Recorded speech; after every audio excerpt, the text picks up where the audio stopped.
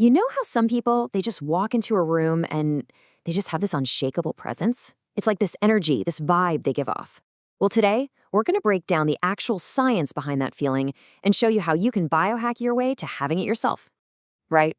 We've all seen it. Someone walks in, they haven't even said a word, and suddenly all the energy in the room just kind of shifts towards them. What is that? And more importantly, is it something you can learn? Well, here's the good news. It's not magic. It's not some secret personality trait they were born with. It's actually a biological signaling system, and it's hardwired into all of our brains. And you know what the best part is? Because it's a system, it can be learned. So to really get this, we've got to look inside our own heads.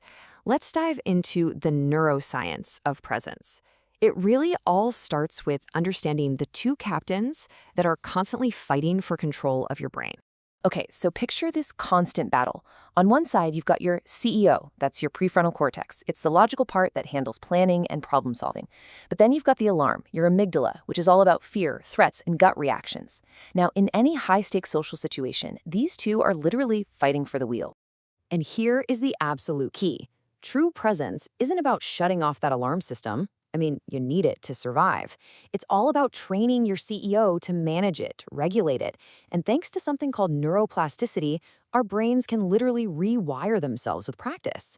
This means presence is a skill you build, not just a trait you either have or you don't. All right, so now that we get the internal battle, let's look at how it plays out externally. Behavioral science tells us there are really two main ways humans create influence and social rank. It boils down to prestige versus dominance.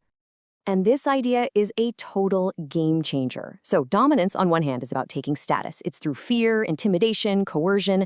But prestige is different. That's when status is freely given to you because people genuinely respect your skills and who you are. For real, long-term influence, prestige is where you want to be. Exactly. Think about that for a second.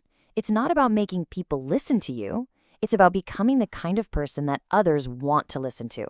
That's an approach that builds genuine trust and connection, not fear. Okay, so how do we actually signal prestige? Let's get into our first really practical biohack, the power pods. This is all about learning to use silence not as a moment of weakness, but as a serious neurological power tool. Just 3 seconds. Seriously. In almost any conversation, the person who is most comfortable with silence is the person who has the power. Just pausing for 3 seconds before you answer a question can completely change the social dynamic and signals to everyone that you are in total control. And here's how simple it is. Someone asks you a question, maybe a tough one. Instead of rushing to answer, you just pause, take one full deep breath, and then you deliver your thoughtful answer. That tiny little action screams credibility and composure. But, it's not just about the pause. It's about what you're doing in that silence. Because long before you ever say a word, your body is already sending out signals. Your nonverbal cues are broadcasting your status biologically. And these signals are incredibly specific. I mean, look at this. To communicate that high-value prestige, science shows us things like a head tilted just slightly up, a genuine warm smile, and an open, tall posture. And just look at the contrast with the dominance cues, which are all about threat. Head down, maybe no smile, leaning forward. It's a completely different language. Okay, this brings us to our final and maybe the most powerful technique of all. Let's call it the art of non-reaction. This is about taking back control simply by choosing to break the unspoken social script.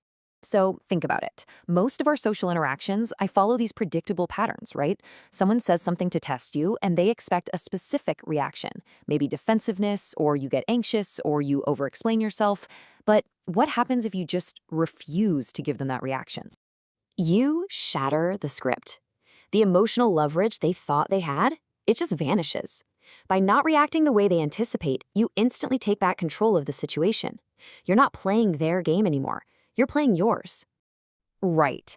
It's like this quote says, by simply observing instead of reacting, you show that you're grounded, that you can't be easily rattled. Your silence, in that moment, becomes so much louder and more powerful than any argument they could make. You become the authority in the room. So, what's the whole point of all this? What's the big takeaway? Biohacking your social confidence? It isn't about faking it or becoming someone you're not. It's about making a conscious choice to shift from that reactive, natural mode to a calm, confident, and adapted one. And look, this isn't just theory. This stuff is practical. So here's my challenge to you.